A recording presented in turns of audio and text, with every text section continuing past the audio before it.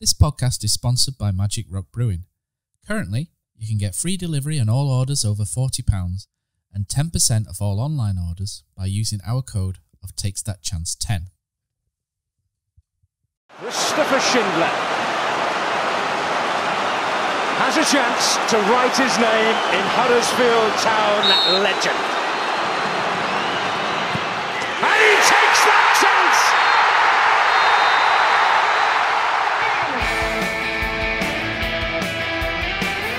Play down the left and Moy stayed onside. Here's Mounier! 2-0 Huddersfield Town on the opening day of the Premier League. 1-2 wicket from the. Here's Moy, right-footed. 1-0 Huddersfield Town. Lindelof misses his header. De Quattro's in. Round De Gea. 2-0 Huddersfield Town. 2-0 Huddersfield Town. Here's Zanka to turn it into the pass. Yes! And Tommins scored. Tommins has scored one of the most important goals of Huddersfield Town's history. De Quattro's forward. De Quattro's got the better. Yes! And Laurent De Quattro scores. Laurent De Quattro scores.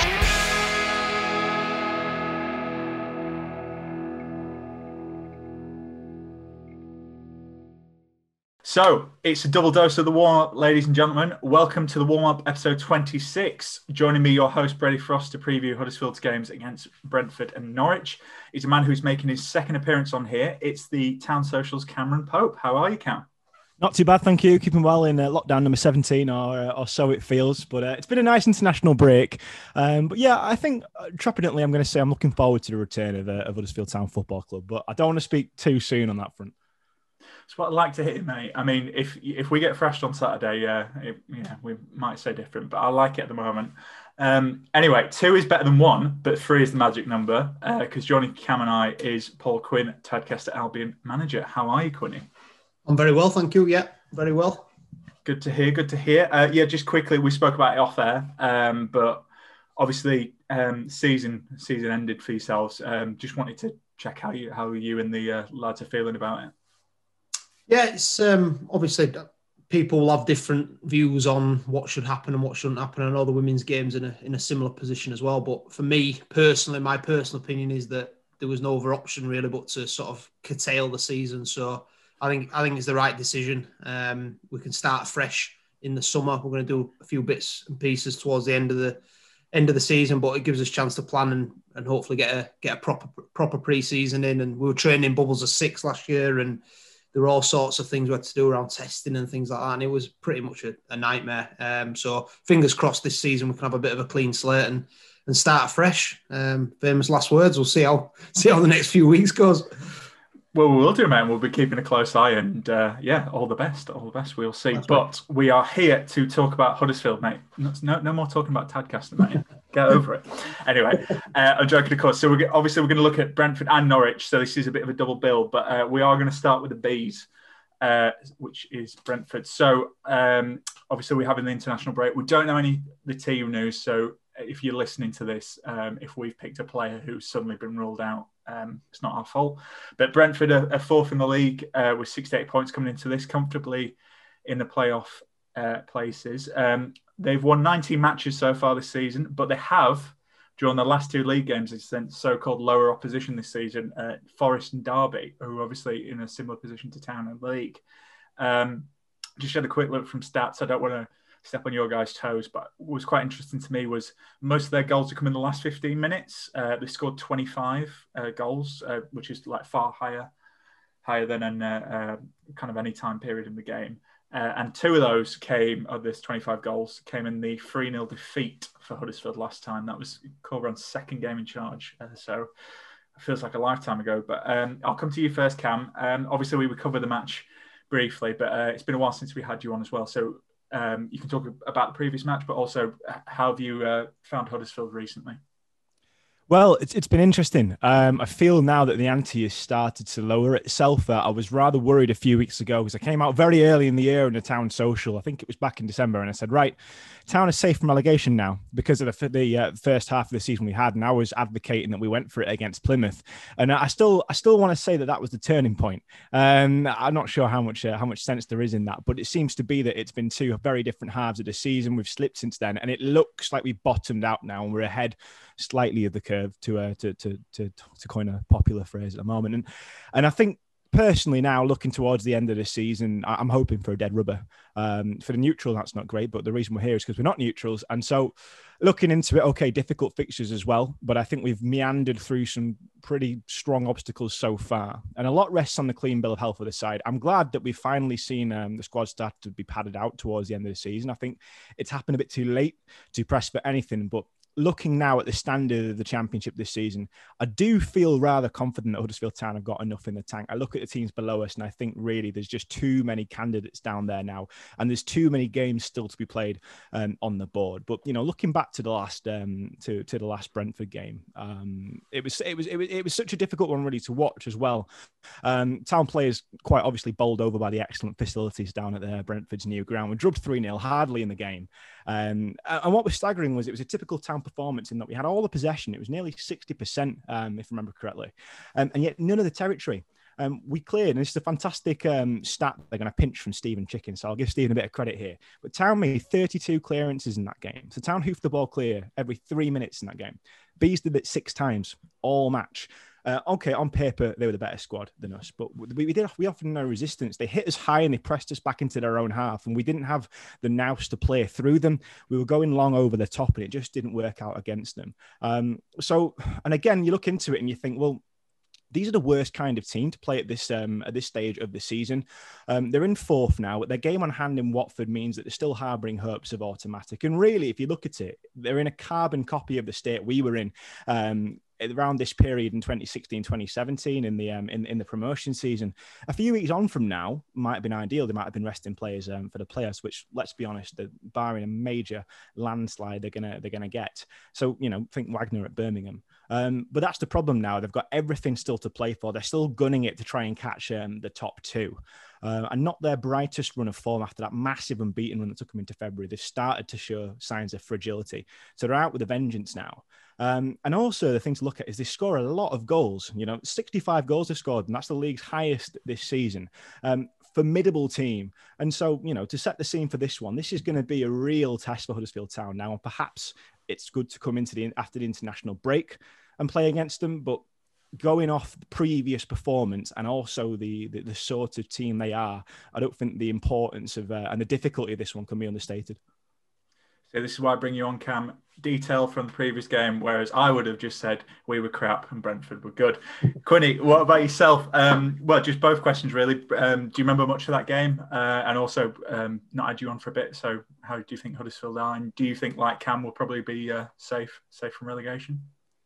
I think I'm optimistic as always that we'll be all right. I think at this stage, my only slight concern is the games in hand. I think Rotherham have got over us, but maybe still 3 games in hand. That's the only slight concern. But I do think we've got enough games ahead and enough points we can pick up to seal that security. And I think, to be fair, if we'd have got 3 points against Sheffield Wednesday, if we'd have converted that 1 into 3, I would have said we were definitely over the line. So I certainly don't think we're far off. Been interesting with the additions we've had recently. Obviously, 2 players who play in similar roles. It's obviously been identified as something we need to plug the gap in. It'd be interesting to see what part those 2 play between now and the end of the season. Both are coming on similar terms, really. The free agents, not assigned to a club, maybe not match fit. So it'd be interesting to see what role both those players play between now and the end of the season. But for me, I just want to touch on Brentford because I've been fascinated by Brentford over the last few years in terms of the way they've structured the club and run the club in recent times. You look at some of the signings they've made and some of the profits they've made on their signings, people like Neil Murphy and Hogan going to Villa, and to name a few, where they've made a net profit off their signings and been really sort of astute with their recruitment. I think it's been a fascinating watch, and anybody that's sort of done any digging into them around like the Moneyball theory and the way they've gone about things. And then how we're also trying to go about things at the moment as a club as well.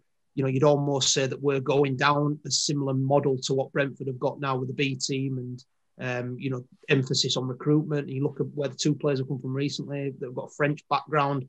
A lot of the Brentford recruitment's been around that league as well. So for me, they're a fascinating watch. Lost in the playoffs to Fulham in the summer. They'll be coming, it's interesting because I think they've reacted really well to that. That could have gone two ways, couldn't it? Where they have a really positive response to it, or they have a negative response and completely fall off the cliff. And on the contrary, they've had a really positive response to that, and will be wanting to right a few wrongs, I think, between now and the end of the season. So, yeah, really, really looking forward to the game. I think, we're almost in that position now. We've got nothing to lose, and Brentford are going after it and probably make for a good game. Having said that, I would imagine now it would be a down 0-0. No, I've just said that. Well, we'll see, mate. It's live on Sky, obviously. But yeah, you make a good point about Brentford trying to, and their recruitment, because obviously Town are trying to do that. And obviously Mark Devlin, who's our chief exec, was at Brentford. So, no, fair point. We'll talk about key players for Brentford, and I'm sure it'll be like this when we talk about Norwich as well, but there's quite a few to choose from. So I'll come to you first, Cam. Who have you singled out for praise? Well, it's quite an easy one for Brentford, really, isn't it? You've got to look no further than Ivan Toney. 28 goals this season. And just our luck, they seem to be meeting the two best strikers in the Championship within a few days of each other. He's a formidable lad, okay? He's got a goal in each of his last three, and he's actually got 12 in his last 12 appearances. So the lad is on some sort of hot streak at the moment. Brentford's, of course, long-term worry is will they be able to hold on to him, especially if they don't go up. But, that's not the problem for Town at the moment. The short-term worry is, can we do what Forest, Derby and Blackburn failed to do earlier in the month and keep him quiet on a Saturday lunchtime? I don't know, to be quite honest with you. He's got an incredible goal-scoring record. He's the easy option, though. So to credit where credit is due, they've got a very strong front three of Brentford. They like that 4-3-3. And Brian Mbeumo and Sergi Canos outside him, they've come in with 16 assists between them this season as well. So he's not doing it on his own. And I wish it was as easy as to say that they're a one-man team playing around a central figure. They're really not. I would have said perhaps Matthias Jensen, their midfield catalyst. But I've noticed he played 75 minutes against Moldova. So I was watching the team news avidly tonight because Denmark are playing Austria as we record this, and he's on the bench. So I was quite hoping to see him playing some part in that, at least get a little bit of fatigue in the legs. It's any little helps against a side like this after the international break. So perhaps he won't be as fresh as Thomas Frank might have hoped. But certainly with that front three, Tony, you have to say, is the man to watch and to try and keep quiet. But they're so strong going forward, and that is definitely the thing that's going to cause Town the most problems. Absolutely, and I think Quinny talked about Brentford's recruitment. I mean, replacing Ollie Watkins with Ivan Toney. I mean, Ivan Toney, I think he's 8 games left, and he's got a chance of scoring the most goals in a season in the Championship. So yeah, what a signing. Didn't want to, from Peterborough, didn't want to swap Reece Brown with us, but whatever.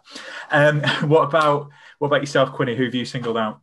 I'm going to go the other end of the pitch. I definitely had Ivan Toney pointed out, but I'm going to go Pontus Jansson just purely because I don't think they've lost a game with him in the side this season. I know he's been out with injuries and suffered with that a little bit this year, but they've only had 3 clean sheets. He was involved in 2 of them.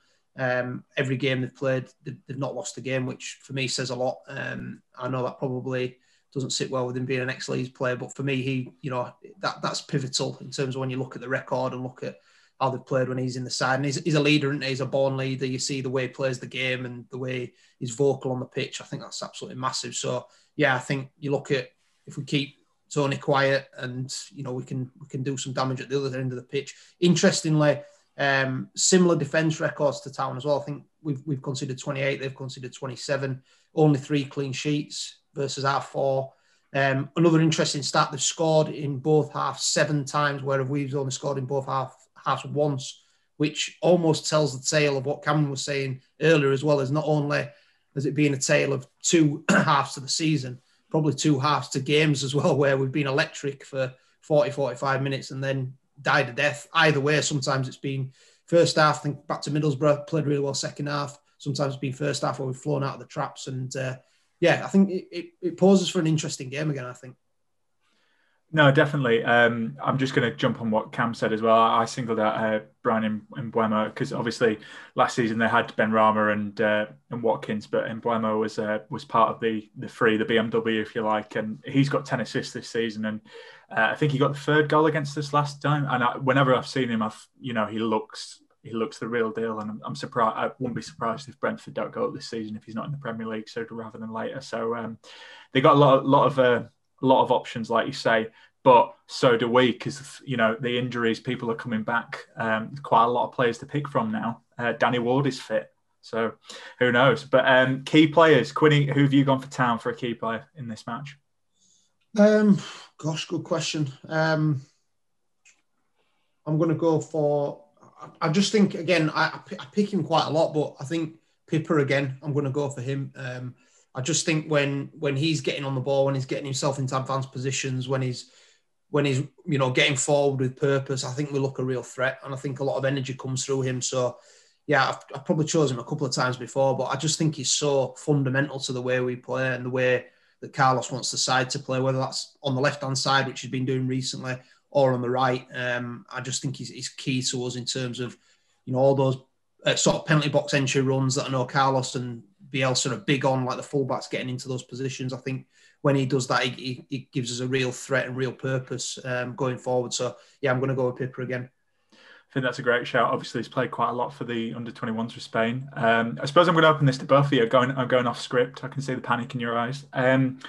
Interesting, when Stephen Chicken, I think the other day, he was talking about, the lineup for next season. He wasn't, reading between the lines, but he didn't really mention Pippa.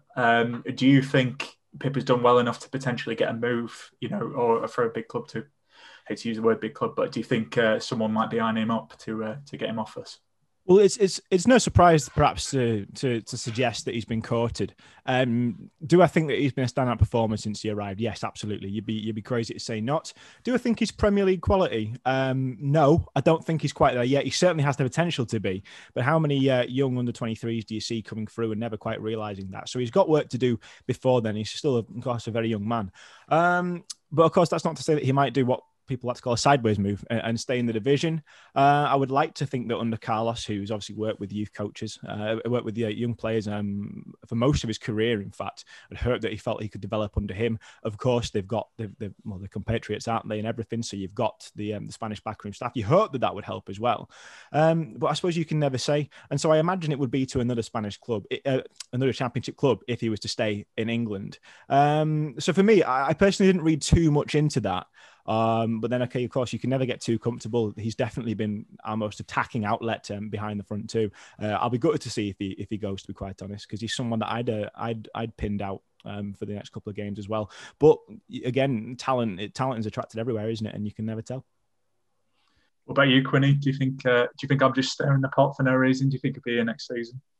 I think there'll definitely be interest around him. I think if you're playing under 21 football for Spain and you're playing as well as you are for a championship club, I think naturally there'll be people that'll be interested in him, and the way he plays will be attractive to a lot of people. The energy he has, and the sort of ability to make those runs again and again and again is, for me, something that Premier League teams may be interested in. I think it's $1 million question. Is he good enough to step up to Premier League? I think it's one of them where you don't know until somebody takes a calculated risk on him. But you look at the Brentford model. We've got him at a snip. If we sell him on at a big profit, then for me, that's brilliant business. And I'm sure, like we said with the likes of Devlin and what Lee Bromby's doing around recruitment at the moment, that'll definitely be something on the agenda about that profit we can make over players and the sell on. Can we find somebody at a snip and then sell them on, give them that platform in the Championship, which we know is one of the toughest leagues in Europe, gives people a really good platform to show what they can do and show the pedigree and move on. So I think they will be interested in, definitely. No, I think you're right. Anyway, I'll stop, making listeners panic about us selling our best players. I'll ask you for your key player who is still at the club, Cameron, not in my fantasy world where I'm getting a wrong move. Who are you picking out against Brentford to be a key man? Well, to be honest, I was tempted to say Ryan Schofield because they made 44 shots on goal in the last 3 games of Brentford, and 21 of them came against Forest last time out. Although, interestingly, okay, you can also say to that only 5 points from the last 3, so they can be stopped. You know, they're not infallible. The keeper will have to be on top form because I don't envisage us being able to cope with them too much with that front 3. However, he's not the man I'm going to pick. I was tempted to say Harry Toffolo, but of course we're waiting on the press conference tomorrow, so we're waiting to see, of course. I think there's more to be seen from Yaya Sanogo, etc. But what I'm going to go for, and I'm going to end up with egg on my face if he doesn't make the match day 20. I'm going to say I'm hopeful of Isaac Mbenza being raring to go. And the reason I say that is his prowess from set pieces. Town's opportunities are going to be limited, but they are at the best of times. We know that. So we need to take the chances we have. If Pieper plays, and he has played 2.5 games on this international break, so to be honest, I could see him getting rested until wait till Tuesday. I hope I'm wrong. If I do, I want to see him cutting inside. I'd like to see him on his weaker flank, cutting in, trying to draw defenders into overcommitting. Because if he can get any free kicks in and around the box, we've seen this season on a number of occasions what Mbenza can do. And so for me, for an outside of the box one, really, I'm going to have to say Isaac Mbenza will be someone I was looking out for on Saturday. No, I think that's a great shout. I've actually picked him for the Norwich game, but a similar reasoning.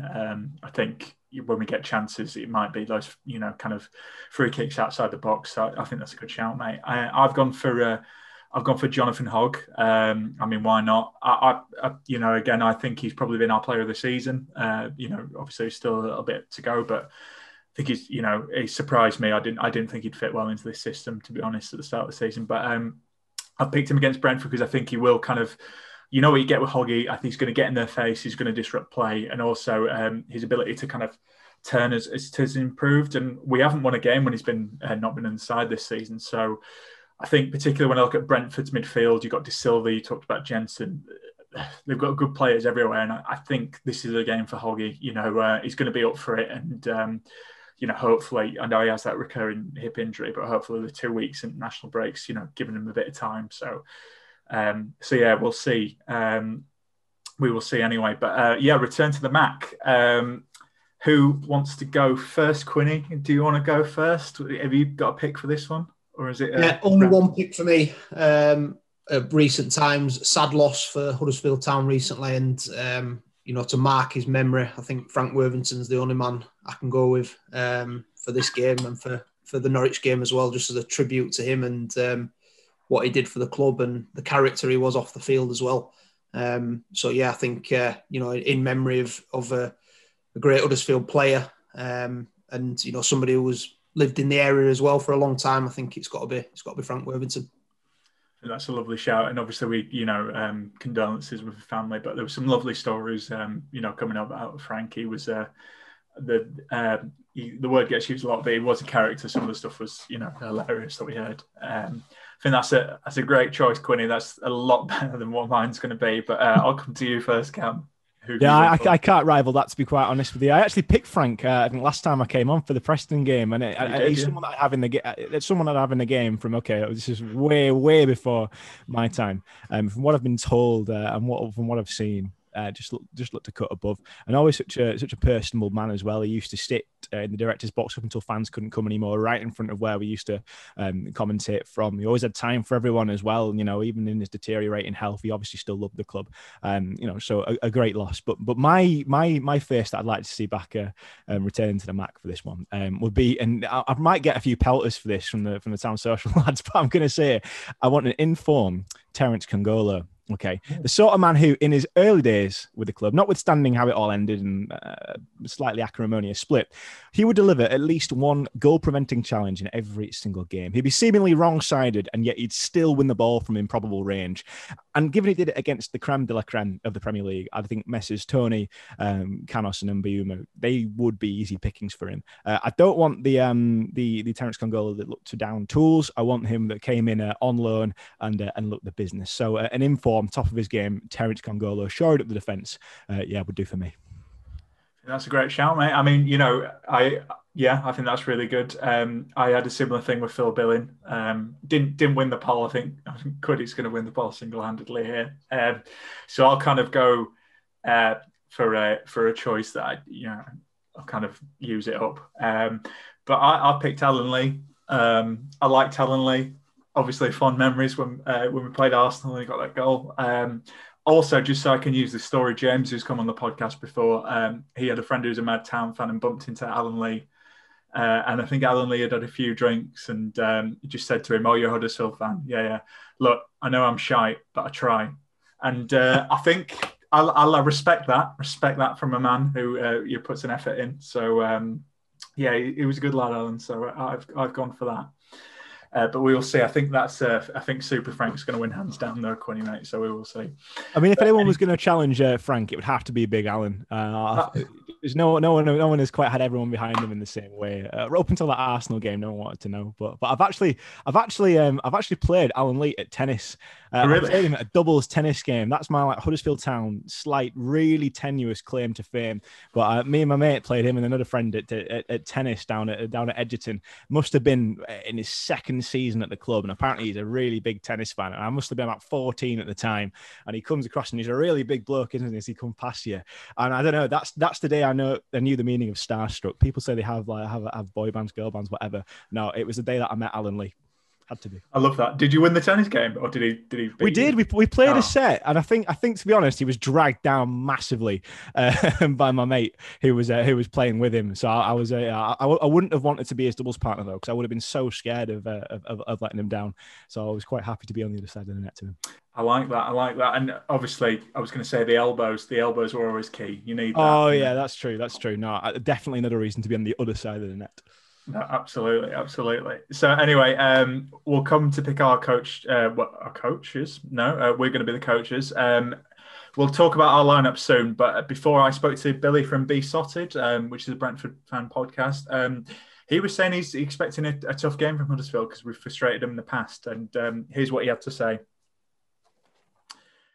Cool. I'm joined now by Billy from the Brentford podcast Beesotted. How are you doing, mate? Not too bad, Brady. How are you? I'm all right, mate. I'm sure you're doing better than us when we think of our teams anyway.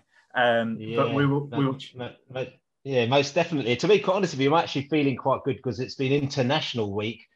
And as you know, we decided to, because we've all been jabbed up, all my crew, and with the vaccine, we decided to have a little bit of a away day down in Brighton yesterday, all socially distanced on the beach. Got on the train for the first time in 13 months. The last time I got on the train was when I went away to Cardiff last season, and it was such a weird feeling getting on the train. You had to put the mask on, going down on this away day with your mates, all meeting up. We had the Brentford flag on the beach there itself. We had a few beers. We just chatted all day, and it was like one of those old school away days. You know, when you went to the game and almost like the football, you didn't see the game. You had so much fun before and afterwards, and the game was sort of irrelevant. It really did seem like an away day. So I'm actually feeling quite pumped and invigorated after my little Brentford away day. Yes, whereas you did send me those pictures, and I was working in the very hot office, so I'm very jealous, mate. But we'll talk about Brentford before I get even more jealous. But obviously, fourth in the table going into this match, had that great unbeaten run early in the season. But how have you kind of rated the season so far? It's a bit of a strange season for us, you know. Obviously, there's a lot of pressure. You know, last season we did very well. We had a fantastic side. We just missed out the last hurdle to our rivals. I can't say the word, but you know who they are. Anyway, they beat us in the playoff final, and so it's frustrating. Then obviously we lost a big part of our team, the BMW, as it was the Watkins and the Ben Rama of the BMW. We lost them. Watkins went to Aston Villa.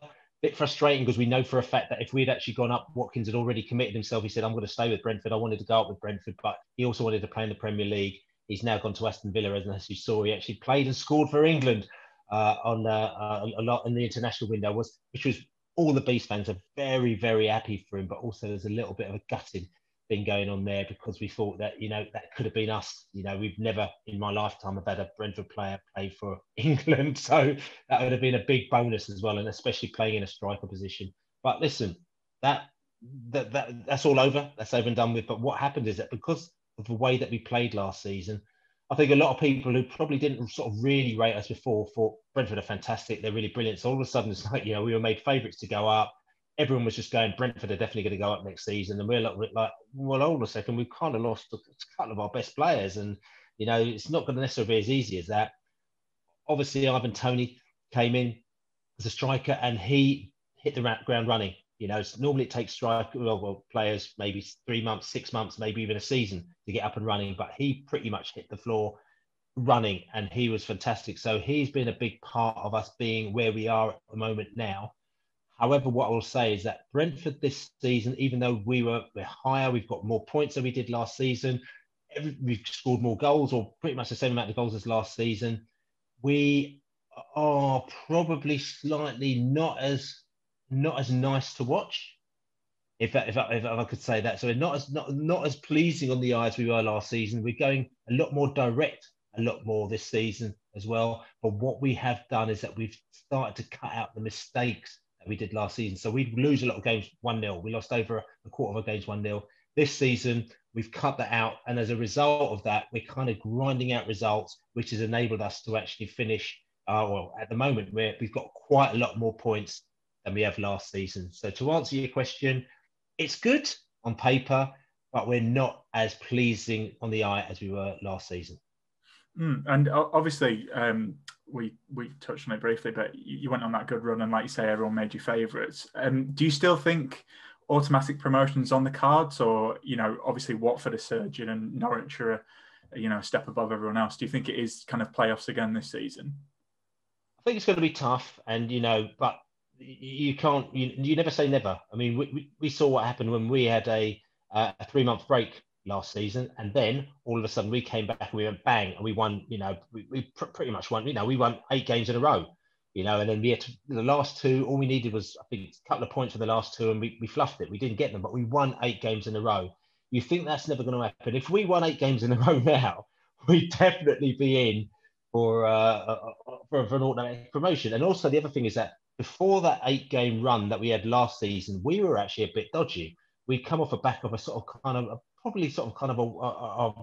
worst run of the season. We won a few, but we drew a lot, and we lost quite a few games. I remember, like I said to you, that Cardiff game that I went to, the away game, was so disappointing. We went 2-0 up, within sort of half an hour, and then they came back and drew 2-2. And it was just so frustrating that we were kind of just not getting the results we wanted. So the fact that we locked down, came back, and then won, 1 game before the lockdown, and another 7 games, 8 games in a row, was amazing. So never say never. If we come back after this international break, refreshed, positive-minded, we've had Jensen just play for Denmark. He scored his debut goal against Moldova, so he might come back buzzing. You had you've had what's his name? We've had, who else has played? I mean, Mads Beck Sorensen, who's actually been shifted over to left back. He's actually a centre back, but we shifted him to left back, and he just scored a goal in the under-21s as well for Denmark, as well as they've qualified for the competition that they're in, and they beat France as well. So, what I'm saying? So if these players come back buzzing and just put their head down and they get the results, then I think we need to get 7 points out of our first 3 games, and I think it's game on for Brentford. So for me, I'm a glass half full person, and I say it's not over until it's over. And Watford have got 3 difficult games as well. They've got us, they've got Norwich, and they've got Swansea within their last sort of 4 or 5 games. And also they've got Luton as well, which obviously is their big rival. So just watch this space, never say never.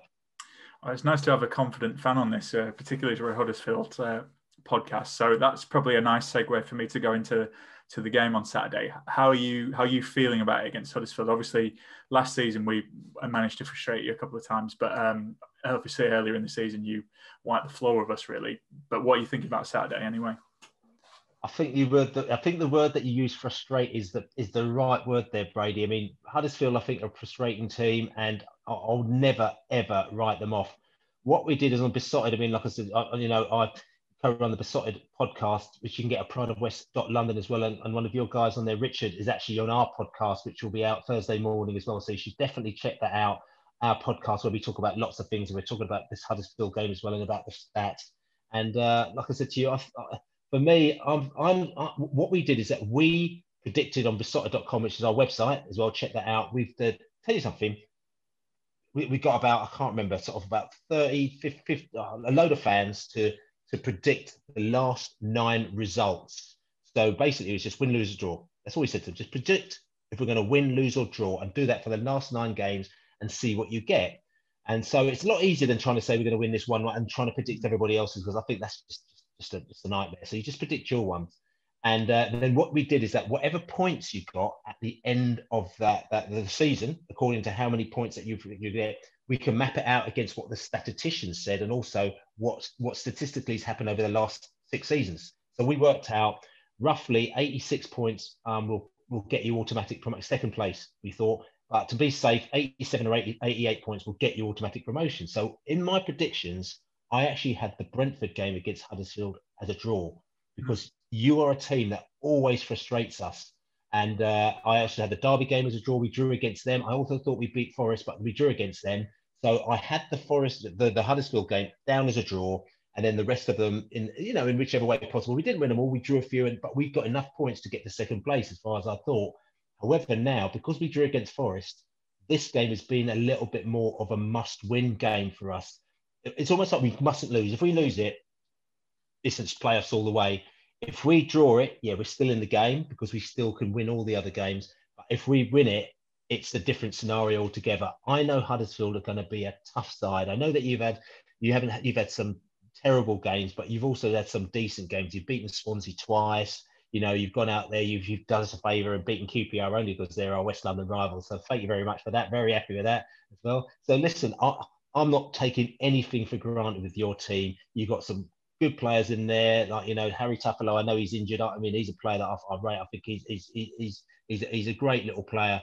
That you've got there as well. You've got Fraser Campbell, like who on his day, he could be dangerous. There's it's interesting. You've got Keogh in the back there who is experienced, but hopefully, we're thinking that if he's going to play, we can actually try and exploit his age and his speed if you can do as well, But like I said to you, Naby Sarr, you've got honestly Bakuna, you've got some good players in there, and if you've got the manager who seems to blow hot and cold, if he's on one of his hot days where he's actually got you guys motivated up, you're going to cause us a few problems. So I would like to think we can get something out of this game, but I'm not taking anything for granted.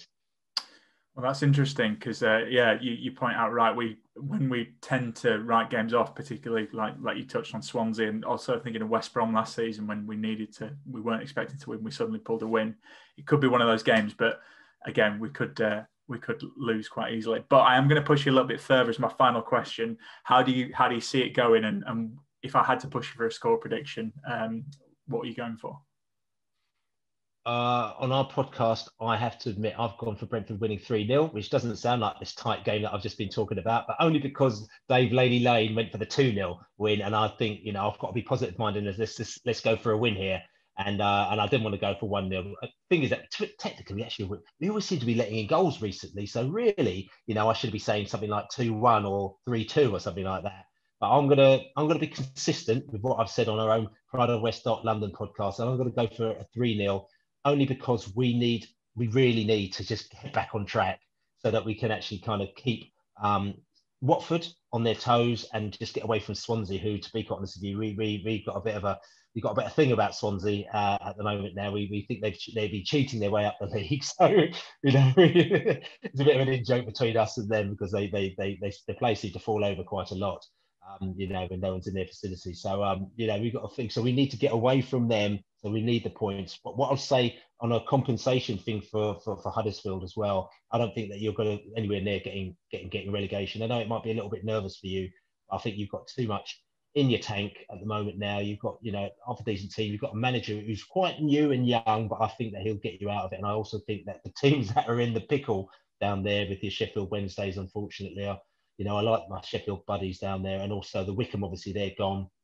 And probably, Birmingham City or maybe Rotherham or one of those ones. I think, that those guys are too far gone for you to kind of worry about it. You just need to do your thing for the rest of the season. So that's my prediction, my double prediction for you. Oh, lovely. And a compliment at the end. Well, we will see. But thanks so much for coming on, mate. And best of luck for the rest of the season. And let's hope we can do you a favour and beat Norwich on Tuesday. Yeah, listen, best of luck to you for the rest of the season after Saturday, of course. Lovely stuff. All right, take care, Billy. Cheers. Okay. No. Right, okay, so we've heard from Billy. Now we're going to hear from ourselves. So you guys are the coaches, and so am I. Carlos is gone. We are in this management trio, and things are going to change around here. So we're going to talk about lineups. So I'll come to you, Quinny, first. What's your lineup, and I'll chuck in the score prediction because we're doing it as well. How do you see the game going in your score prediction? Score prediction, first of all, I'm going to go for a draw. I think I'm going to go for a 1-1 draw. I think, I think there'll be chances for both sides, but I think on the back of our recent results and performances, I think we're capable, particularly being at home. I think we're capable of getting something out of this game. I've gone for a back three, just personal preference. I think we've looked quite balanced with that. So Edmund Green, Keogh and Sarr, and then I've gone for 5 across the middle, depending on, I suppose, who's available. If Toffolo's available, then for me he'd be in on the left hand side. If not, then Pippa, Rowe on the other side, Bakuna, Hogg and O'Brien, and Benza and Campbell, presuming they're all fit. That would be my 11. Interestingly enough, I'm going to be really interested to see how Sanogo and Nias fit in between now and the end of the season. What's the plan? How much game time they're going to get? The 2 new signings. I'm going to be really intrigued to see how that pans out, because we've not seen much of Sanogo yet. We've had 15-minute snippets here and there and little bursts from him, but I'll be interested to see how they use them too, because when you think now we've got 3 centre forwards at the club, what's the plan? And I'll be really interested to see how that pans out between now and the end of the season, because both boys as well on short-term deals, and presumably they're going to have to come in and prove their worth. So are they going to get that opportunity to do that? I'm going to be really intrigued. And at some point, I would imagine that they're going to get the nod, whether it's together or whether it's with Campbell or it's on their own. If that's this week, I don't know. But I'm really interested to see how that pans out over the next few weeks. No, I think that's a fair point. Yes, particularly with strikers, and like you say, they might play together. But I was going to ask Quinny, obviously in your experience, when you have, I don't know if you've had like short-term deals or when you've had 2 strikers competing against one another, surely it's a positive thing for the side. Like they've both got a point to prove, like you say. Surely it just helps the team all around. It is, but if you ask any centre forward, they need to be playing, and they need to be playing regular, because they need that flow to the game. They need that game time. They need to feel the back of the net as well. And obviously, the longer of that, the side, the less chance that's happening. So I think it's with any centre forward, they want to be playing regularly. So it's a tough one. And with the way we've been playing recently and setting up, I just don't see how all 3 of them are going to fit in, and there'll have to be naturally some rotation between them. But we identified this a few weeks ago. We needed somebody of their calibre and stature physically. And we've got 2 now that arguably that can fit that bill. And I think we need to utilise them. I think it'll give us a different dimension. And when Sanogo came on, made his debut at home against Cardiff, I think it was, maybe not, maybe before that, we look different. We looked a different side, just the ability for someone to flick the ball on and be able to go beyond people, just give us something different. So, yeah, in answer to your question, it's tough, and there's going to be somebody that's unhappy. But it's options, isn't it, for Carlos? It's options which we didn't have 3 or 4 months, or less than that, 2 months ago. We didn't have those options, which we now do have. Yeah, definitely. I mean, to use the classic cliche, it's a good problem to have. But anyway, Cam, what about yourself? What's your lineup and your score prediction for this?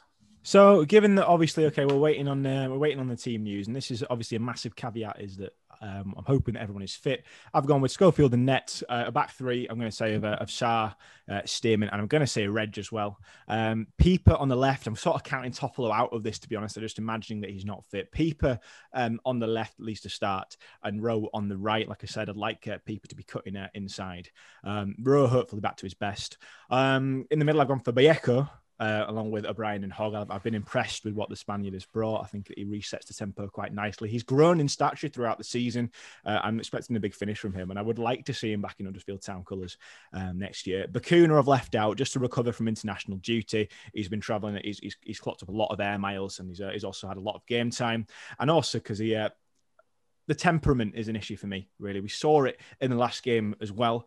And so, yeah, for me, I just want him to be rested, kept out of the side just for the weekend, perhaps, to get back up to steam, allow him to train a little bit, because I understand he's not going to have to be quarantining because he's a professional. He's able to come back and train and play. So that's always comforting. But no, I think that Saturday is one too soon. And then finally, Campbell and Benza up top. And then I'd like to see Sanogo coming off the bench. Again, yeah, like Quinny said, there's a lot still to be seen from him.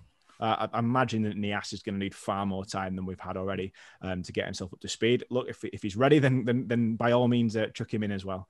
But you know what a strange predicament to say. We had 5 strikers at the start of the season, and now we found ourselves with 3, and so it's something I could only have dreamt of a few weeks ago. But I'm really looking forward to seeing what these new lads bring. We've seen flashes of Sonogo, of course, and as long as he kept well away from penalties, then I'm quite excited to see what he brings. But Nias, Everton is our family team, and everyone I spoke to couldn't speak any higher of him in terms of commitment and his work ethic. It just didn't really work out with Carlo Ancelotti. Did it? Hurtfully, though, a bit of a happy hunting ground here. Yeah, no, interesting. I think, we've got a piece coming up on the site about Nias, but a similar thing. When I spoke to Everton fans and like Hull and Cardiff, they were all quite impressed with what he has to offer, and he sounds like a decent lad, so we will see. Cam, what was your score prediction, by the way? How do you think the game will go? Yeah, so after all that, I'm not optimistic. I think that Brentford are just too strong at the moment. Too many goals in their side. I'm going to see Town losing 2-0. Fair enough. So I've gone 3-5-2. Schofield and net, Edmonds Green. Kept Keogh in. I think Keogh's been all right, to be fair. Sarr as well.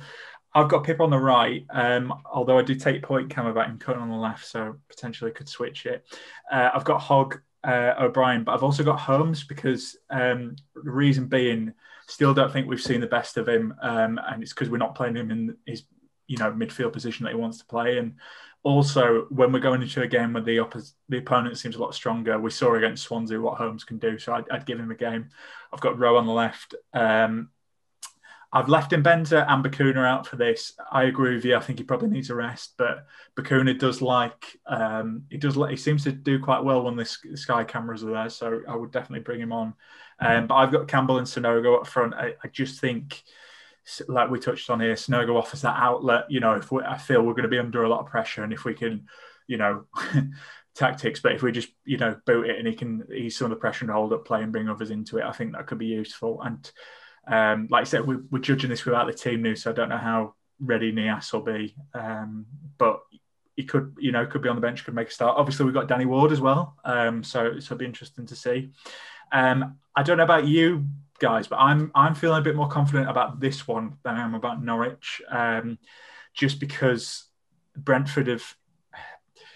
I've got one of my friends says they're the Spurs of the Championship, which I think is interesting, but I do think they've struggled a bit. I'm going to say this now and we'll get absolutely thrashed because of jinxed it, but I agree with you, Quinny. I think it could be a 1-1. When I was chatting to Billy as well, he we frustrated him last season. They need to win and they'll be coming out and playing, and that does tend to play in our hands, and we do start quite well. We've seen under Corberan, so I fancy a draw in this actually, but we will see. Is there anything you lads wanted to say about this game? Are you feeling same as me, feeling a bit more confident about this one than Norwich? Out of the two, I'd probably say this one perhaps the more likely. As we'll say in a minute, I've covered Norwich commentating wise in recent weeks, and they just look a force. It's basically a Premier League side, a division below, and Farke's doing wonderful things there. So for me personally, if I envisage just getting any points this weekend, they come at home to Brentford on Saturday though. But you'll be unsurprised to hear that I've predicted 2 defeats coming into this one, and I have to be realistic. And I think that Town, we could see 2 good performances from Huddersfield Town, but I think we could just be outdone by better teams.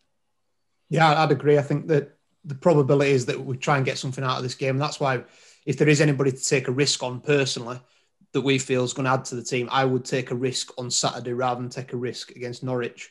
I'd almost say, that could be if Sonogo's not quite right or Toffolo's aye for Saturday, but could be all right. I'd probably take a gamble on, you're talking about Bakuna coming back and maybe needing some rest. I get that. But if he's anywhere near, for me, I will put him in and then leave him out on and have it almost a bit of a mentality of a free hit. It's a bit of a dangerous one planning ahead. I don't like personally doing that, but manage the game that's in front. But I do think if there's a game that we're going to get something out of, it's more likely to be Brentford than Norwich. No, good point, lads. We will see. Obviously, 12:30 kickoff on Saturday. It caught me by surprise. I would have definitely missed that. So we will see. Nice start to the Easter weekend. Right, okay. Shall we move on to Norwich then, chaps? it's grim reading, really, because they're 12 points clear at the top of the table. Cam, you rightly pointed out they look set to return to the Premier League, look like a Premier League team. Just been a class of blood really this season. Looking at the stats, last 10 games at the top of the form table, they've won 9 and drawn 1, which was against Blackburn in the last match. So who knows? They've got Preston at the weekend as well. Obviously, no more Alex Neil there, so maybe they could struggle, or maybe they've wrapped it up. You mentioned that they've you've been commentating on a few games, Cam. They've just been great, and then fully deserve to be champions. You can see why they are where they are, and it's so cliche, but it's true. They're opening that gap up now, and like you say, 10 games without a defeat, and even then, it's an isolated one, really, isn't it? When you look at it, but the key players in that squad haven't really changed too much, and that's why they are where they are. And we'll come on to individuals later in the show, I'm sure. But there's such a strength going forward, but they're reasonably tight at the back as well. And I don't think this is the best championship that we've ever seen, to be quite honest with you. I think that like the Premier League in this year, I don't know whether that's an overhang of COVID and perhaps the shorter summer. The intensity's not quite been there, but they, if anything, have been as close to league leaders in other seasons as we've seen in years. They are, to use the same phrase as you, Brady, an absolute cut above. And this is why I'm so worried about Town. They seem to be unbeatable. And I did them most recently in their game against Sheffield Wednesday, which they went behind in. And I thought Wednesday played really well in the first half. So it is doable. But they got the ability to turn the tide as well. And once again, like we said about Brentford, they're not rotating around one man, okay? And there's one man in particular that we should be afraid of, but he's supported by plenty of by a strong cast as well. And so for me, yeah, I think football's not played in paper, is it? I'm going with all the cliches now, but for me, no, I'm looking at this one very skeptical in terms of getting a result. I think you're right. What about yourself, Quinny? Do you agree with what we're banging on about? Yeah, definitely. And you know me, I've been on this show a few times now, and I never ever put a result against Huddersfield because it's just not in my DNA to do that. Whoever we're playing, I'm backing us to get a point. But with this one, probably think it's a stretch so far. I think it's just such a tough proposition. The play, it's a fortress. They haven't lost at home since I think October. They lost one game at home all season. The quality they've got in the side, the experience from the Premier League. You could start describing them in that yo-yo category. We talked about Brentford losing out in the playoffs last summer. How do you respond to that? Same with Norwich. When you come out of the Premier League, how do you respond to that? And they've answered all the questions, haven't they? And other teams sometimes have fallen by the wayside, and we've seen other clubs that have had, a couple of relegations after that, but they just look like a Premier League outfit for me. Nous experience, goals, assists, experience. Look at the goalkeeper, the experience he's got. I just think it's going to be a really, really tough game. But as I've said on numerous occasions, we are talking about Huddersfield Town, so who knows? We could go there and surprise everybody and get a result. But I think, I think it's going to be a tough one. If somebody offered us a point now, I think we'd all take that, wouldn't we? 100%. But yeah, I think it's a Norwich win for me, and that is a really hard thing for me to say, really. Oh, I can't believe this. We've done so many. It's finally broken. Yeah, finally predicted a Town defeat. Oh. Just needed a team who was 12 points clear at the top of the table. But yeah. I mean, do you guys remember much of the last game? Because, if we're talking positive, let's be positive for the listeners. I thought Norwich, we gave them the win, really. It was obviously Stearman got clattered by Todd Cantwell and with an elbow, and then he hits that back pass, and they just Timo Pukki passed it to Adam Eder to score. So I thought we were a bit unlucky, really. We did all right, because obviously these games were back to back last time. We were rubbish against Brentford, but I thought we were a bit unlucky against Norwich. Do you guys remember much of the game? Really, I was down there for that one because I was commentating at the ground, and I thought, again, I'd agree with you. We were desperately unlucky. I thought it was going to be a devilishly difficult task going into it, and we equalled them. We got lucky at times. I don't think they were as sharp as they've grown to be in the season. And Pukki, having been really dormant over Christmas, has just come into his own now. But at this point in the season, we were riding out, and we were good. We were good money for the draw. We put a good shift in, but of course, Stearman getting his whack on his head, I definitely think that was part of it. It's just one of those things you'll see once in a season, and it happened to be in a game that we actually had a chance of getting something out of. It's a desperately unlucky back pass, and against a team like that, they're not going to mess up that chance. That's what Norwich do, and that's why they're leading us all. So yeah, okay, it's encouraging if you look at it like that. I think this is a different Norwich side now. They've played a lot more football, and they've gelled as a unit. Are we hoping for the same again? Don't know. I think that was the opportunity lost. But it's comforting again to know that whilst we were well beaten against Brentford, it was just casual human error, I think, that cost us against Norwich in the home game. Yeah, no, definitely. And you talk about Adamida scoring, FIFA legend. I thought he'd kick on and he didn't, but obviously Norwich have a few players that did kick on. Who's your key player then, Cam? As soon as you're on a bit of a roll. Well, it has to be the main man, Teemu Pukki, doesn't it?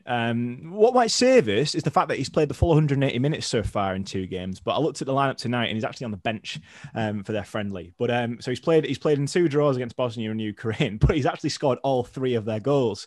So I'm hoping he gets a little bit of a cameo tonight. He might not be as fresh as Farke might have wanted, but he's got 11 goals in his last 10. He's the best foreign forward in the division, and the worrying element, like I've said, is that he can reignite games. Like I did the Wednesday game. They came from behind in that. Wednesday played out the skins for the first period, but then one slip up, just like we saw against Town, and then Pukki was in, and so I think again you got to look to the side of him. You look at Todd Cantwell. Okay, he also has been out with the under 21s, hasn't he, this international break? But he got a beautiful winner in that game. He's got goals in him. He's got assists in him. He does well on the ball. Him and Emi Buendia can't be afforded too much license to roam either. It'd be foolish for us to say, okay, let's double up on Pukki and claim that he's the whole threat. One, he's too good for that. And 2, it's that whole front line again. So we're coming up against the 2 best front lines in the division in a matter of days. So like we said for the last one, any points that we can take from these, I will shake your hand and take them now. No, definitely. You talked on Emi Buendia. I'm just going to jump in here, Quinny, but he's the best player in the league in my opinion. Interestingly, they've only won 1 game where he hasn't played, and that was against us at the start of the season. Like you said, you were a bit unlucky. So I don't know. He's hoping he's got illness or something. I've been to Norwich's stadium, so maybe he's stayed at the travel lodge and got dodgy food. Who knows? Not slagging off travel lodges there. That was very partridge. I'm going to move on. But Emi Buendia, best player in the league. Arsenal were linked to sign him in January, I think, for 40 million. If he fires Norwich to promotion, I wouldn't be surprised if it's more. It's just a class above. He's a Premier League player for me, playing in this league, and he's running riot really. But I'll stop doing Alan Partridge impressions. Quinny, who have you gone for Norwich? I had Buendia as well. I think 10 goals, 11 assists. Arsenal on the doorstep sniffing round. They signed him for something like 2 million from Spain. Absolute snip. I think those 2 are a real threat out there. The amount of assists he's got and chipping in with double figures as well in terms of goals says a lot about him. 24 years old, absolutely brilliant age in terms of maybe getting that next move. You look at some of the players that have moved on. Godfrey's moved on from Norwich this year. I think he featured against Town at home. I think he played in that game. It's as we said before, just the experience. You look, the centre halves at Grant Harley and the goalkeeper, and just experience all around the side, and then quality at the top. And it's going to be a tough proposition. You look at the form, and then you look at people like Cantwell around it as well. We haven't even mentioned him yet. It's going to be a tough challenge. But who knows? I think it'd be another interesting one. And I said it before. I think I said it against when we played Cardiff. Cardiff were on this streak of form where they'd won a lot of games on the bounce. And as I said it before, that has to come to an end at some point. And who knows? Can our game against Norwich away be the time when they have that next slip up? Because they will slip up between now and the end of the season. They won't win all their games. 100% they won't. It's too difficult a division. So who knows? This might be the game that they have a slip up on. But I'm trying to be optimistic again after feeling so guilty about, for the first time ever, predicting a Town defeat. So this is why I get you on, mate. I'm like, oh, we've got no chance. And then I'm like, oh, well, Quinny feels confident. So who knows? Well, Cam, obviously, we've talked about some of the key players. You've commentated on Norwich quite a bit. Just what is it? Why have they been so good this season? Obviously, they've got quite a few players, but what's kind of caught your eye? Well, I'm going to put it down to that. I think you just said it there, Brady. It's players. It's the squad that they've got. The squad is for me by far the finest in the Championship.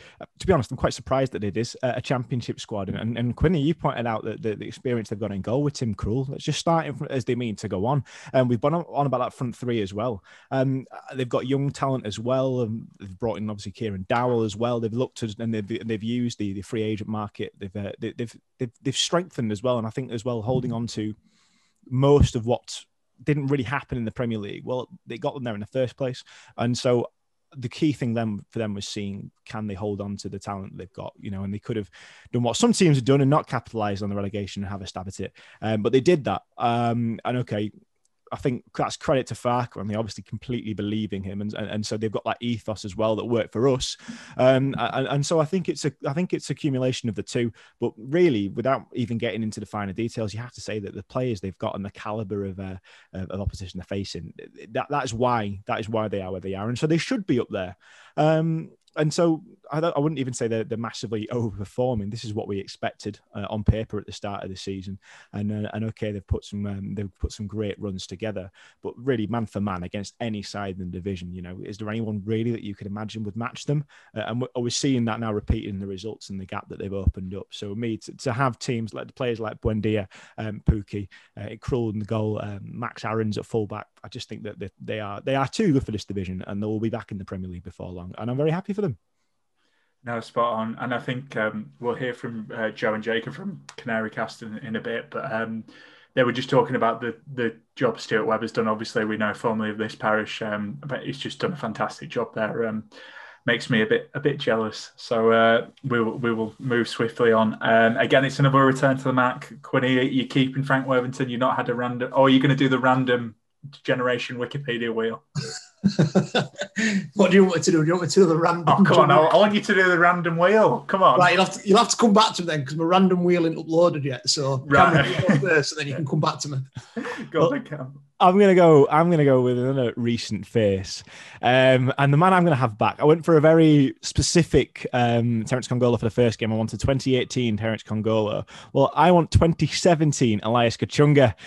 He scored 3 goals against Norwich in that promotion season, and okay, he wasn't blessed with pace, was he? He was never the quickest winger. But if he's serviced by Pieper or Toffolo, I don't think we need him to be either. So purely for his goal scoring record against this team and that Norwich double in the promotion season was some of the finest displays I've seen coming from Huddersfield Town. So I would love to see Elias Kachunga back for one game only, winding back the years. We'll take him back off Wednesday for this one. So I think for me, he's the best Huddersfield Town player to face Norwich in recent years, and so can't be any other than him. Love that shout. Also, he's out of contract at the end of the season, so Town's one game will do. I mean, there's short-term contracts. I'm not sure I can sack anyone on a 2-game basis, or if we draw him in League Cup next year. I think that horse is probably bolted now. But for one game, certainly, Elias, you're welcome any day.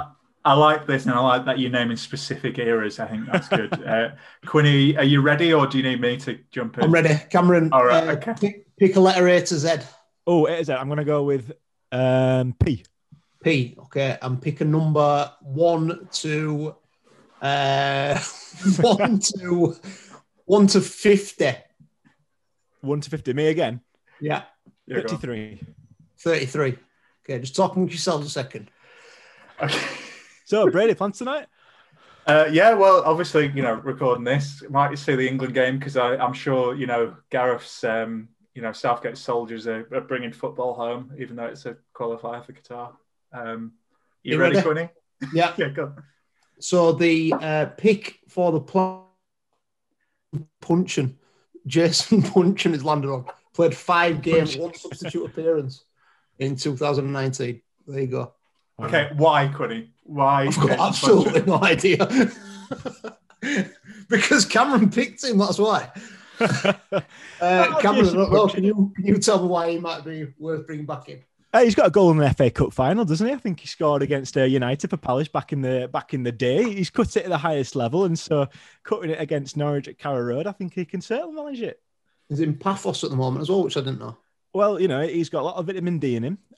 He's been living up and had some nice weather at his back, and so yeah, I think he could do a job for us, couldn't he? There we go then, Jason Punchin. The only thing I know about Jason Puncheon is my girlfriend's brother's a Palace fan. And do you remember that challenge Jamie Carragher did where you got your partner to name football players based on what she's now and the formation? Well, she did that and she put Jason Puncheon at centre-back. So she had like Messi, Ronaldo, and then just Jason Puncheon. So play him at centre-back, that's what I say. Just thinking about his town career, that was a Sievert signing, wasn't it? And didn't he play, like you said, play 5 games and didn't he fall out with everyone? So I don't know if he's going to win, Quinny. That's all I'd say. We could change it for Pavel Abbott. Oh, we'd have Pav anytime. Easily. Are you going to change it for that? Or are you going to have to stick with Puncheon? It's a P, and it's just popped up on my random Huddersfield Town generator, which is available in all good stores at the moment. I'm going to go for Pavel Abbott, because I liked Pavel Abbott. 82 appearances, 48 league goals, 29 off the bench, 2 FA Cup appearances, 1 FA Cup goal. Let's go for Pavel. It's strange because Pav was such a key part of that side, and he had that fantastic year. Was it back in? I can't even place what year. It must have been about 2005-06 that we had him. I'm trying to think. It was actually 2004 to 2007. Oh, right. So he come in, but off the top of my head, that was part. But I remember listening to him scoring on radio at Bristol Rovers in his first game. I can't actually remember any goal that he scored. I know that he scored plenty of them. And I look back to that time, and he was certainly the hero of the year, and I was gutted when he moved on to Swansea. But I can't remember any of the goals he scored. It's weird. You can play certain players and play in certain moments. I think he was just a workhorse. He was always in the right place at the right time, wasn't he? But, oh, God, I'd have Pavel Abbott reincarnated into any team I was watching these days. I love it. I realised my choice had already picked, so maybe I should use Jason Puncheon. Who knows? Well, then, you can have Puncheon. I'll have Puncheon. Hey, we could have Puncheon 3 times in this poll. He still wouldn't win it, would he? So it doesn't really matter. Well, I'm glad Quinny's gone for someone different rather than Frank Worthington. But can you imagine that in the poll? Jason Puncheon and Frank Worthington. I wonder who'd win. The only one I picked Boovy, obviously, but I think I've picked him before, so I can't use that. The only thing I was thinking was I might pick Phil Senior just because we've had him on here and I like Phil. And I remember him, my first town game was when he was in goal, and I think it was MK Dons and we lost like 3-0 or something. And the only thing I remember from that game was it was half time, and this guy, like with his son, got up and shouted and just said, "Towner, crap, blah, blah, blah," just swore for like a solid 2 minutes, and it was like a bit awkward. And then I don't know why, but this really tickled me. He's like, "Oh yeah, crap," like so angry. And then all you hear, like, it's pause for 2 seconds, then you just hear, "Yeah, you tell him, Dad." And it just like completely emasculated it. So that's why I'm picking Phil Senior. So just for that. But no, Phil's a good lad. I liked him. And obviously he's a good laugh. So I'm going to go for Phil Senior rather than Puncheon. And not, I think Scarfield's been better, but I like. I'd take Puncheon over Senior any day, and I'm saying that because I know Phil Senior. I don't want him anywhere near winning this because I won't live it down. He lives literally about 100 yards away from me, so when I see him in the village, I'm like, "Come on, Puncheon." Maybe we should do that as the third poll, Puncheon or Senior, and we'll see. But this is your thing. We're gonna right. Anyway, so okay. Well, I'm gonna recover from laughing because I spoke to Joe and Jacob from Canary Cast. I didn't enjoy this chat because they were just basically talking about how good they were and how crap we are. So you can hear what they had to say. We'll get up and running then. Cool. So I'm joined by Joe and Jacob from the Norwich podcast Canary Cast. How are you doing, chaps? Very well, thank you, mate. Thanks for having us on. Yeah, not too bad at all, man.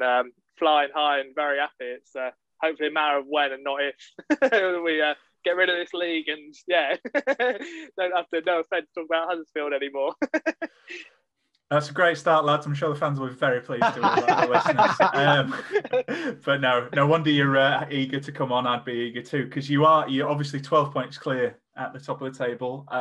My first question, really, obviously you got promoted 2 seasons ago, but has this season been a better one than that one 2 years ago? I think the most impressive thing about this season, especially initially, is that it's actually quite hard to turn around form from losing every week. I mean, after lockdown, back in the Premier League. We were absolutely terrible. And to be honest, that's the worst I've ever seen Norwich. And Daniel Farke and probably Stuart Webber as well, let's face it, with the new additions he brought in, done a really, really good job of turning that around and getting us back to winning ways. And certainly the early part of the season, I think that was key. Jake, I don't know what you think, mate.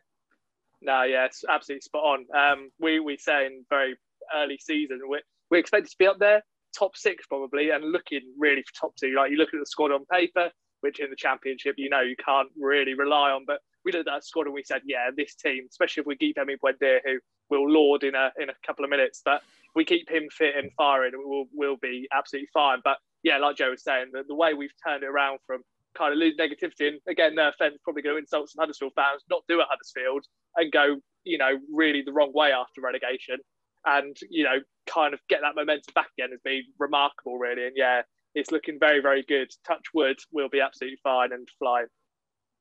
That's good to hear. And so, I mean, for you guys anyway. I suppose it's a big question, really, but why has it gone so well? Because, like you say, obviously, when we got relegated, it's been a bit of a downward stretch. I know you have a better squad than us and probably a better infrastructure, but why has it been so good this season in particular? I don't know how many of your sort of core squad you kept when you got relegated. I honestly can't remember now, but I think that's been a really core part of how we've done so well. We've got a lot of players that have been there and done it before. And I think you can see that how we've grinded out results recently against bigger teams like Brentford as well. I think it's the experience of having done it before that has helped massively this year, I think. Yeah, you're spot on. Everyone's learned as well. Like, obviously, you guys will know Stuart Webber and how good a job he did with you guys and David Wagner. And yeah, with Daniel Farke, a very similar kind of method, just scab the under 23s Dortmund coach and go from there. It was last, like Joe was saying at the very start, the back end of last season was the most horrific football we've ever watched. It was almost watching a relegated Championship side against Premier League teams at times. It was night and day, and for them to have turned it around and got everyone in focus. We had a lot of players early on in the season, Todd Cantwell, everyone dear, Max Aarons, all linked with moves away, and for a couple of them, you could say easily they were, the head was not fully in commitment for Norwich, but now they are. They're fit and firing. Timu Pukki helps as well. Again, we'll go on and talk about him in a minute. But with everyone's just kind of got on song, really. Ben Gibson's come in and been brilliant for the defence. And just everything's kind of clicked and worked, which is unique in football. And we keep smiling in this video because we've just got to remind ourselves to keep enjoying it, because we know how quickly things can change. Yeah. Yeah, I mean, I don't need to tell you, lads, our fans feel sorry for ourselves, but I won't make this a pity party for Huddersfield fans. We've had that enough this season. But you talked about Stuart Webber. Just how good a job has he done, or how influential has he been to this success? I love that bloke. Honestly, he's the most important person at the club. He's completely changed the entire culture. And a lot of it seems to be on his terms. He seems to have a lot of control of everything. But because he's good at it, I don't really mind. There have been transfers that have gone wrong. I mean, we could list them off, but there are more transfers that have gone really well. The recruitment has been spot on. Like this season, we've done loans with then clauses where we can purchase them after promotion, which I think was really clever in the position we were in. Ben Gibson, so we're obliged to pay 8 million once, if and when we go up. Janulis is the same. I think it's about 6.2. But I just, from a director of football, sporting director point of view, I think that was really clever way to approach this season, actually. Loans and then buy on promotion. Yeah, he's been here almost 4 years now, Webber. And I remember watching the just as soon as he was appointed, the Huddersfield Norwich game, and seeing how well run you were. Kind of Aaron Moy pulling the strings, Kachunga playing well. I was thinking, this is what Norwich could be, because that was our lowest point, our lowest ebb. We were so poor towards the back end of that season. And to be fair, in Webber and Farke's first full season, but it's all come together so well. He's a genius, really. What he's done, he's our first ever sporting director, and I'm worried, like, you guys seem to have struggled after he's departed. What could happen to Norwich? Because you look at it, and as Joe was saying, he runs everything. He is the main fulcrum of everything that goes well with Norwich, and you think, yeah, he's brilliant and could easily be at the very, very top of the Premier League, Spain, Europe, wherever he wants to go, he could go without a shadow of a doubt, in my opinion. Yeah, well, it's interesting. Well, like you say, hope for your sake he stays with you because it, like, he sounds onto a real winner. What I would say is, obviously, you touched on a few players there. I think this is always a bit of a tricky question, but who has been the kind of standout performer for you guys this season? I imagine there'll be quite a few to pick from. There is one correct answer to this, and it's Emi Buendia. He look at the numbers, he's top in the numbers, apart from goals, obviously. Pooh's got more goals. We've got 10 goals, 10 assists, I think it is now. He's just so influential. I think it's over 100 chances created now, Jacob. Yeah, he's man. Just, he's like you're saying, he's a Premier League player in the Championship, and the only problem is he sometimes, with that South American flair, likes to get himself sent off. But, you know, like we say a lot on our podcast, his couple of negatives are outweighed by about 10 positives in the game. His hunger, his work rate. You'll be amazed when you watch him just how hungry he is every single game. And it's been brilliant this international break that he doesn't play for Argentina because he gets a nice rest. So he'll be fully fit and ready to go against you guys, which, should scare the life of you because he is he's definitely the best player I've ever seen at Norwich. And I would say probably the best player the Championship's ever seen. Yeah. I mean, we're not worried, man. We've got Richard Keogh at the back. We'll be fine. Where's Richard Stearman now?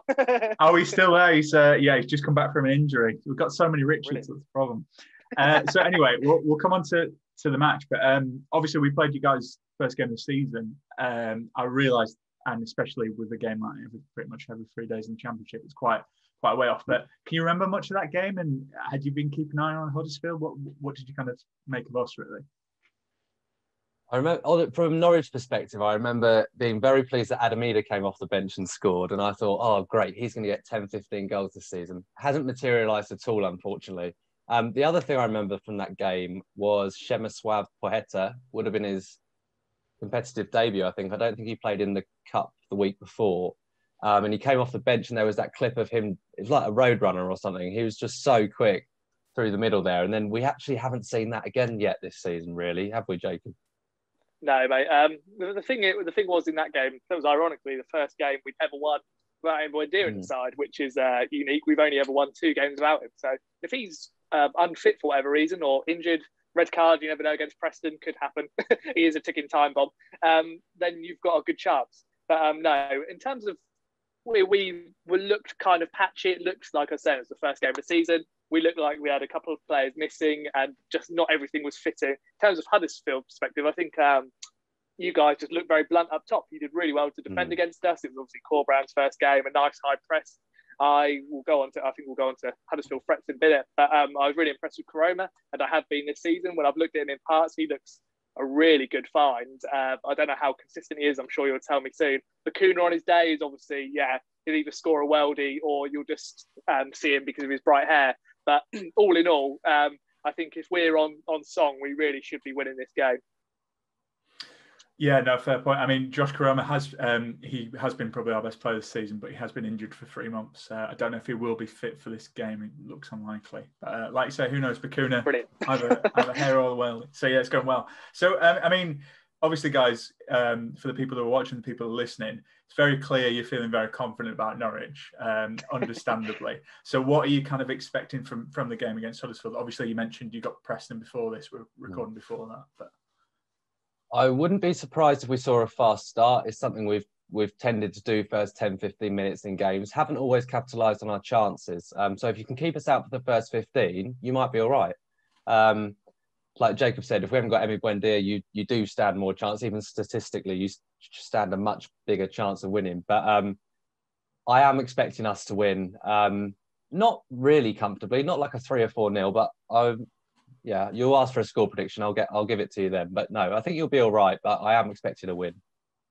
Yeah, I'm the same. But then I look at that game, which stands out in my head, which I watched. Obviously, you absolutely battered Swansea. And if we're off it, then you've got the players to capitalise. Like you say, if Koroma's not fit, then that's obviously a big kind of benefit for us. Is it Mbenza who's playing quite well recently? I've seen score a couple of free kicks. Obviously, Umar Nias, who knows what on earth he's going to bring to the table. We're missing Ben Gibson for the rest of the season. So if you have any way, shape or form of contacting Carlos Corbrand, just say go for Christoph Zimmermann because he turns like a double-decker bus on a good day. So he will be the one to really try and target. But no, all in all, I feel confident because we're on such a good run of form at the minute. It's 9 wins from 10. 11, 12 points clear at the top. And Preston will be a difficult one because we've got a lot of players freshly coming back from international duty. So if we draw or lose that one, then we will be, fully fired up for you guys on the Tuesday night. Yeah, no, well spotted about Swansea, because that's what I was going to mention. When we've played teams who, are expected to win against us, have come out a bit more. We've actually surprised a few, but I'm not so confident. But clearly you guys are. So I will ask how you see the game going and your score prediction for the match to close off. I'm going to go 2-0 Norwich. Ooh, I can know the one thing I always do on score predictions: never back Norwich to keep a clean sheet. I know we've done well in that regard, but we do still like to give a slight chance away. I'm going to go 3-1, but I wouldn't be surprised if it's tighter than that. I think if Paul Brown comes with the correct press, but also when able to sit off, like if you press Norwich for the first 5-10 minutes, go aggressive, we will be surprised. A couple of teams have done that recently. Luton did that, had a couple of great opportunities, and then they did it too much. And like a mid-table team, we kind of picked them off and scored and won easily on the day. But if you do come and press correctly and then drop off and probably play a 5 at the back, we will struggle more often than it being an easy win. But no, I think 3-1, and hopefully we keep marching on. Yeah, I think that's interesting. We do tend to start quite quickly as well, so could be an interesting. I think it'll be an interesting one for the neutral, and obviously who's the main threat we have to worry about? Main threat. We need to... How's O'Brien been?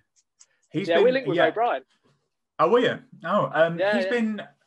He hasn't had the best season, but he's been a lot more improved recently. So I mean, local lad, like obviously want him to do well. He's picked up a bit recently, but he's had to play like left back at times and stuff. Main threat. I do think in Benza's, like he on his day. I mean, I think he's like got like 8 assists or something, and obviously he's good at a set piece. And if those, if you're giving away like kind of fouls outside the box, I think he's really good. He's scored quite a few.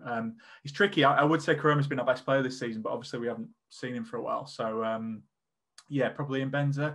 It's weird, Fraser Campbell. I mean, our strike force is our strike force now is basically a Premier League dream team of strikers in 2013. Yaya Sanogo, Fraser Campbell, and Omar Niasse. So Fraser Campbell can surprise. Never know. But I think you guys.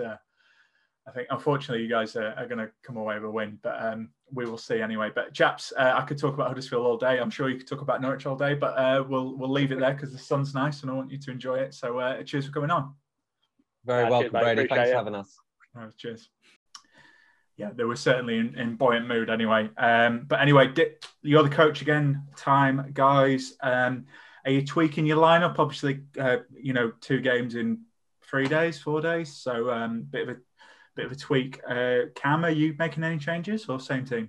I will be making a couple of changes. I'm saying this in the future tense as if this is definitely happening. I'm going to go conditional. I would make a few changes. I'd have Keogh coming in for one of Reg, Sarr or Stearman. Stearman, if he gets any sort of knock, we can't have a repeat performance of what happened at the start of the season, can we? Schofield, of course, keeps his place in goal. I'm hoping now, I've gone for the shout that Toffolo might be available. Of course, don't know, but I'm going to say Pieper on the right this time, Toffolo on the left. Otherwise, switch wings, throw row, or even use Holmes in there. I'd bring Bakuna back in, like I said. I think he should be fully rested by then, potentially for Lewis O'Brien. And there's no personal vendetta about O'Brien there. I don't think we've quite seen the best of him until perhaps the last few weeks before the international break, and so I wouldn't want to overuse him. Equally, though, it could be any of those middle 3. And finally, I would say Campbell and Sanogo, perhaps just for rotation, but to inject that pace, I'd like to see Benza brought on later on. But really, again, it's hard to say with the front men, isn't it? I think Campbell is important. I think he'll be a key performer in this game because if he can get between the lines, we're going to have to use him with his work off the ball. Sanogo and Benza, again, or even Niasse if he did happen to be fit. I'm going with no, but I'd like to see the rotation in there, and it's just nice to have a multitude of options now at the other end of the field. Danny Ward as well. He's welcome back with open arms if he can get on. I'm just going to go with who's going to be fittest though, and who's had more football. And so Sanogo is the man to partner Campbell for me. No, I think that's a good shout. Quinny, any changes to your team? Jason Puncheon coming in? Yeah, possibly punching. I'm speaking with Albert tomorrow as well, so if we can get him on a loan. I think Toffolo in for me if he's fit. I think even if it's just 60 minutes or whatever, get him back in the side. I would agree with what Cameron said earlier. I really, really like watching Vallejo play. I like the way he plays. I like the way he dictates play, his passing range. I think he's been a really good addition, and I'd like to see more of him, to be honest. And it's just where he fits in when Hogg's fit. And, you know, I know he's rotated around, played right centre half as a 3. Maybe playing him and Hogg in a holding position just to try and suffocate that space that sort of Norwich exploit so well. Just sort of a different method of going about it. But again, Sanogo for me in for this game. Give him the start. Get those minutes in his legs. I think it'd be a really good game for him to go into. I think he'd be chomping at the bit. The new players. I agree. I think Keogh will play one of the two. I don't think he'll play both. And then we might see some balance again with Pippa back on the right-hand side if Toffolo is fit. But I think there will be 4 or 5 changes for the Norwich game. That's the way I'd go, just to bring that freshness in. But again, you talk about like man management. If you're talking to these players that have just come in the door and maybe players that are coming back from injury as well, Toffolo, your Wards, what an opportunity this is to play against 2 of the top sides in the Championship and put yourself in the window for either getting a new deal with us or getting yourself a move. And for me, we've talked about that before. You've got to think about what the motivations are for players. So if Pippa is wanting a move and he's got a half an eye on it, these are the 2 games where he's got to stand out against what we've classed in Norwich as a Premier League standard team. So if he's gonna put in a performance, or Sanogo's going to come in and prove his worth, these are 2 brilliant games for them to come in and try and capitalise on that sort of agenda. No, great point. I mean, you know, Pippa is staying here forever, though, you know, despite what I said earlier. So, anyway. I've gone for a couple of changes too. I think we kind of all in unison here. I changed things around here because I think this is the more... I think Brentford's the more winnable game, or we've got a better chance there. So I've swapped Stearman in for Keogh because I think I want Stearman to have a bit of redemption against Norwich, get some elbows in there, get some revenge. I agree with what you were saying, Cameron, talking about Pippa. He's been playing a lot for the under-21s and talking, like we say, I think Brentford's more winnable. So I've actually put Dehaney in because I've never been a big fan of Dehaney. Matt, if you listen to our main podcast, doesn't like Dehaney, but I actually think he's been okay this season. More recently, I think his issue is he's not Pippa. But I think give him a start. I've kept O'Brien in. I've also kept Hogg in, but I've put Bakuna back in again. Just think freshen it up. And I've kept Rowe because again I think Rowe just needs to play a bit more and cement himself. Particularly, I know Toffolo might be fit, but again, Toffolo's another one of those players. You know, when I've spoken to loads of fans this season, they talk about how good Toffolo is, and I think maybe unfortunately Rowe should be playing a little bit more just in case. And like we say, we don't know at the time of team news, so I've kept him back in. But I think Fraser Campbell needs a rest. I know he's had 2 weeks off, but I think because we're not expected to win, I'd start Sanogo, but I'd pair him with Mbenza. Again, we'll be interested to see with Niasse, but from what I've heard, Niasse is actually quite quick, so we could maybe I'd bring him off the bench. But like you said, we've got Danny Ward. We've got so many strikers now. I don't know what we were moaning about earlier. But Sanogo and Mbenza, I think, could be an interesting combo. And like you were saying, Quinn, I think it's a bit of a free hit, really. You know, we're not expected to win.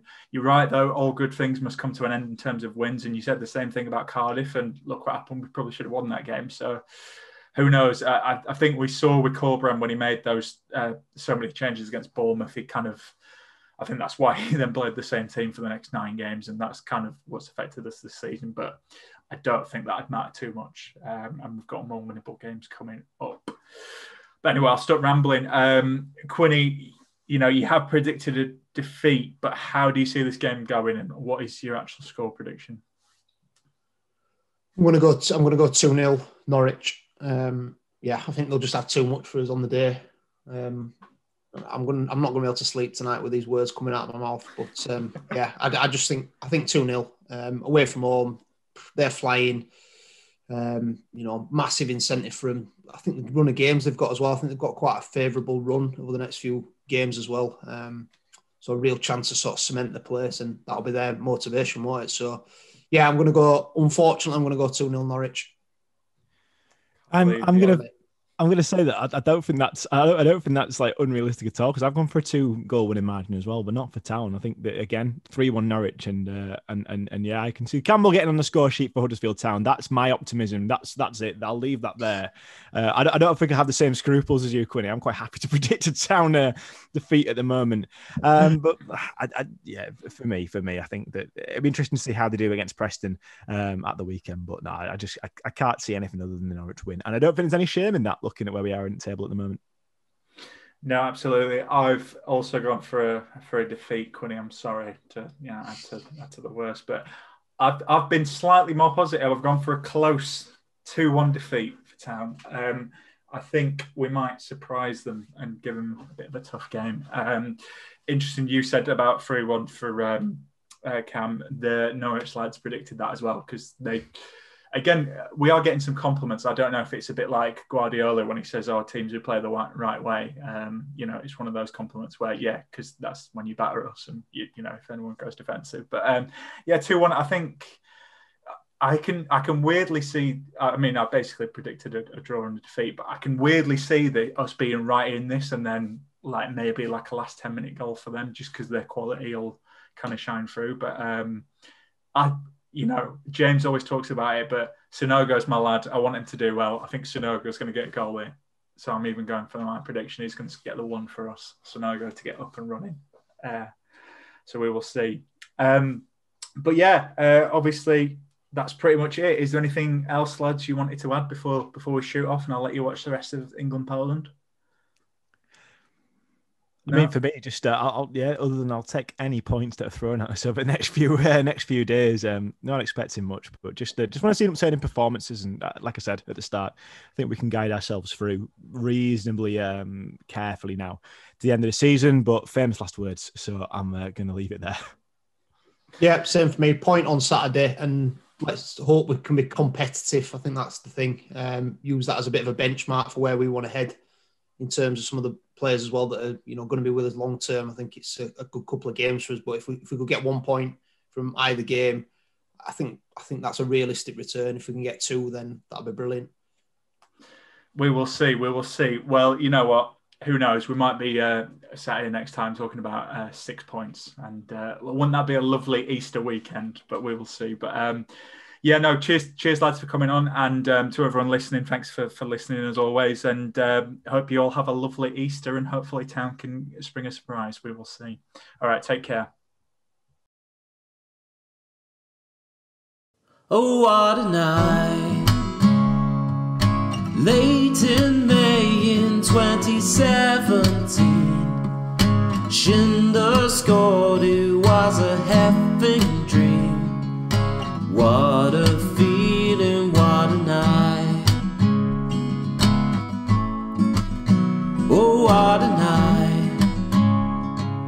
Wagner singing, we are Premier League. The greatest sight St. George's Square did see. What an evening, what a night. Oh,